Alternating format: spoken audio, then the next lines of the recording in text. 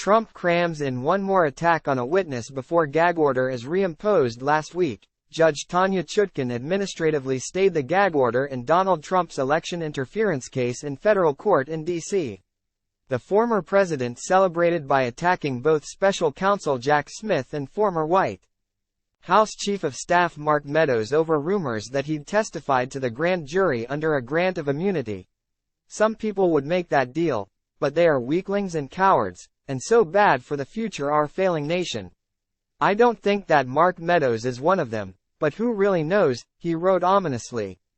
Time equals 400 ms. Greater than just hours later, Trump managed to get himself sanctioned again in the ongoing civil fraud trial in New York when he violated the gag order banning him from publicly referring to Justice Arthur Engoron's law clerk.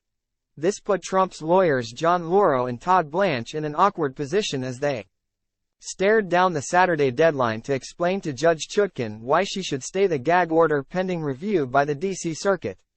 Luckily, they were up to the task. In an absolutely gonzo footnote, they explained that actually it's the government's fault that Trump had to publicly intimidate a witness.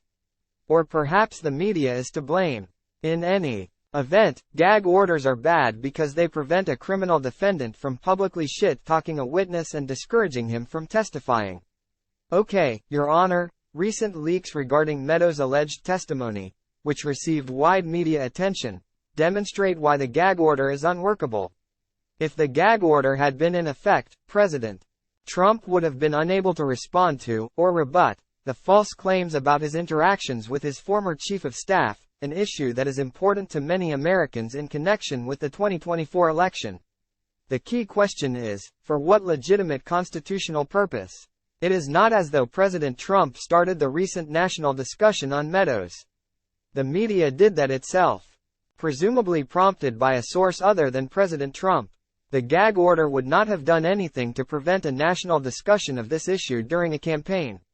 Thus, the only thing the gag order would accomplish is ensuring that President Trump could not respond to inappropriate prosecutorial or witness leaks, an obviously impermissible and wholly unconstitutional goal. Time equals 400 ms. Greater than the rest of Trump's brief was mostly taken up with overheated rhetoric claiming that the Brandenburg incitement standard applies to gag orders. Because, really, what the hell else are they going to say? Weirdly, Judge Chutkan was not impressed with this concocted precedent.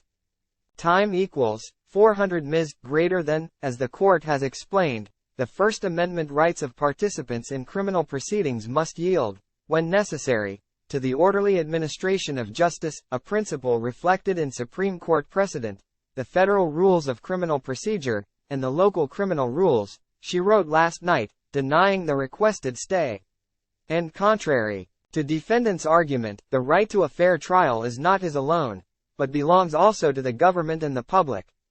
The court then cited the 1991 Supreme Court case which set the standard for curbing extrajudicial statements by parties which might materially prejudice the case. Spoiler alert. Not Brandenburg. Time equals 400 ms. Greater than Lauro's argument that witness intimidation is good and necessary comes in for substantial judicial side-eye. The statement singles out a foreseeable witness for purposes of characterizing his potentially unfavorable testimony as a lie, up, to secure immunity, and it attacks him as a weakling and coward. If he provides that unfavorable testimony, an attack that could readily be interpreted as an attempt to influence or prevent the witness's participation in this case. The court also notes that Lauro's cries of vagueness are belied by his own client's ability to abide by the order until it was administratively stayed, at which point he went right back to violating it with wild abandon.